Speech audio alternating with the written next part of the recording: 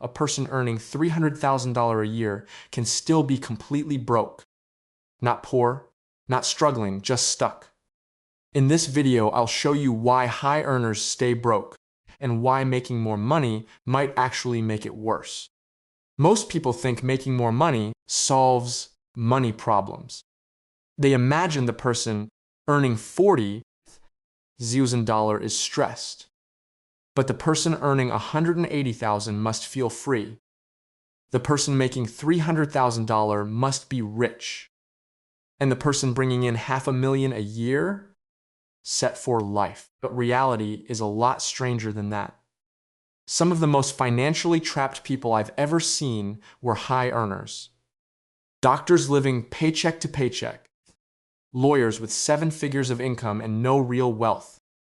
Tech employees making massive salaries but panicking after one layoff. Couples earning more than they ever imagined while quietly drowning in debt. Meanwhile, I've met school teachers, engineers, and small business owners with modest incomes who are financially calm, steadily building wealth, and sleeping just fine at night. So what is going on? How can someone making 3 times more money feel 3 times more stressed? Because high income and wealth are not the same thing. And if you don't understand the difference, making more money can actually make you poorer. Let me show you why high earners stay broke. The income illusion. Income feels like wealth because it creates the appearance of power. A high paycheck can rent the luxury apartment, lease the German car, book the nice vacations, pick up expensive dinners, buy the image of success, and society rewards appearances immediately. Nobody sees your savings rate. Nobody compliments your index fund contributions. Nobody notices your low-fee diversified portfolio.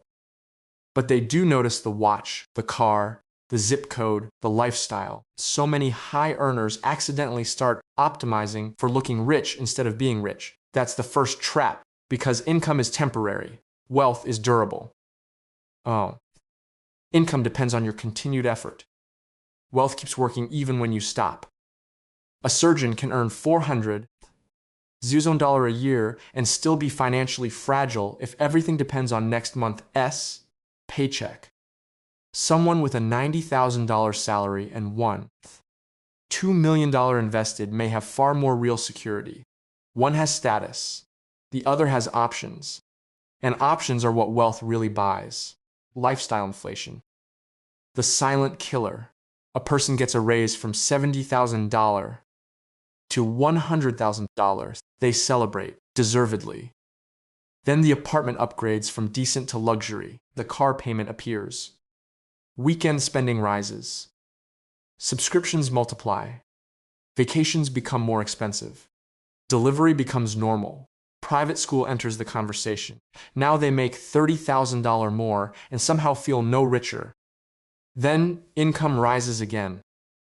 Same cycle. This is lifestyle inflation. And it's dangerous because it feels rational at every step. No single purchase seems reckless.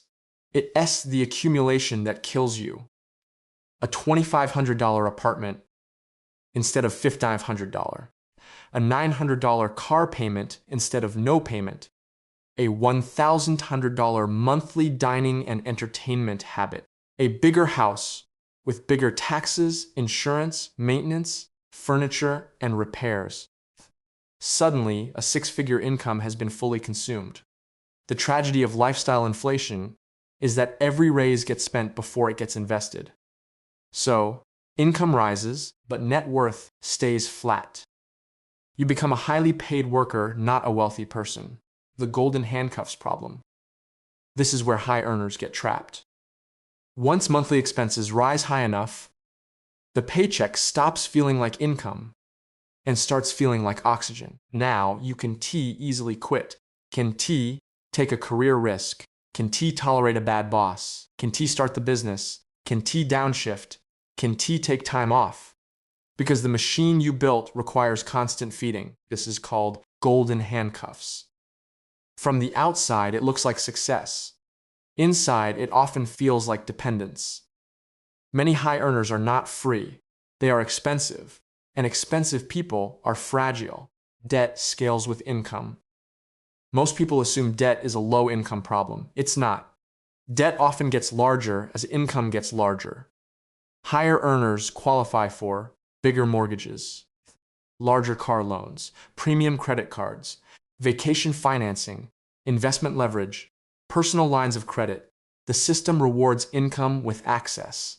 But access is not wealth. It's borrowed future labor. A person making $250,000 can owe $900,000 mortgage, $80,000 car loans, $40,000 student debt, $20,000 credit cards, private school tuition commitments, country club dues, lifestyle obligations. That person may look rich while having almost no margin. If income stops, panic starts, the identity trap. Low earners often want more money. High earners often need to maintain an identity. That identity might be, I am the successful one. I provide at a high level. I made it. I deserve the best. My peers live like this, and once money becomes identity, spending becomes emotional. You don't buy the house, you buy proof. You don't lease the car, you lease validation. You don't to take the trip. You purchase status. This is where rational math loses to psychology, because identity spending is almost impossible to satisfy. There is always someone with a nicer house, better vacation, newer car, bigger bonus, or higher title. Comparison has no finish line, taxes, and invisible costs. Another reason high earners stay broke is they confuse gross income with usable income. Someone hears $300,000 salary and imagines abundance, but after taxes, payroll deductions, retirement contributions, insurance, childcare, commuting, and housing, in a high-cost city, the real picture changes fast. Especially in expensive areas, a high income may simply be compensating for a high-cost structure. Two people earning $180,000 can live completely different realities. One in a low-cost city with modest habits may build wealth quickly. One in an expensive city with inflated lifestyle costs may feel constantly squeezed. Income alone tells you very little. No time to manage money. High earners often trade time for income aggressively. Long hours, stressful roles, constant pressure. That creates another problem. They earn well, but have no time or energy to manage money properly. So finances become passive neglect. Money piles into checking accounts. Old 401ks are ignored. Insurance goes unoptimized. Taxes go unmanaged. Subscriptions leak cash. Spending becomes convenience-driven. When exhausted, people buy solutions. More takeout, more upgrades, more outsourcing, more impulse spending.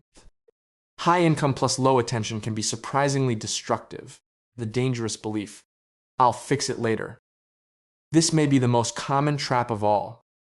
High earners assume future income will rescue present behavior. I'll start investing seriously next year. I'll clean this up after promotion.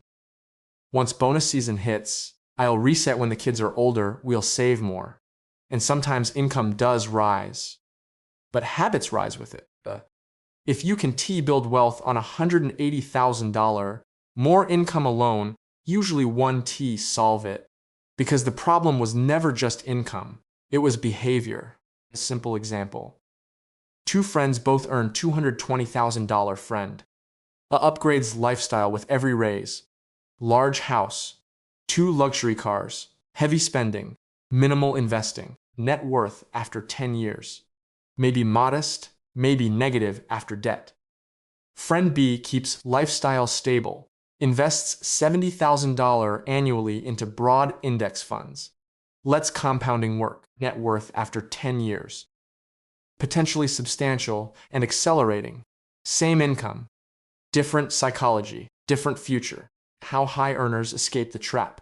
If you earn well and still feel broke, the solution is rarely earning more. It's redesigning the system. First, freeze lifestyle upgrades for 1 year.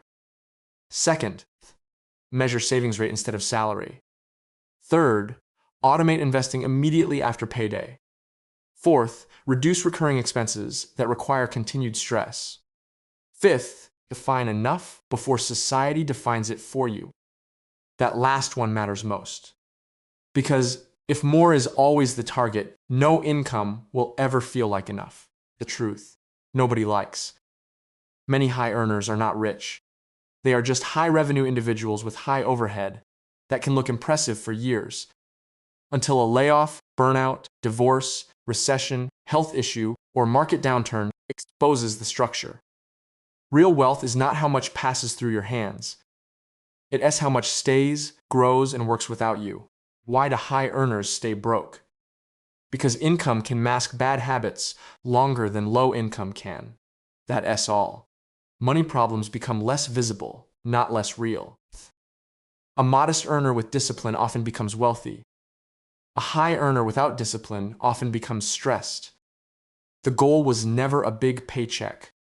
The goal was freedom, and freedom begins the moment your lifestyle stops expanding faster than your assets.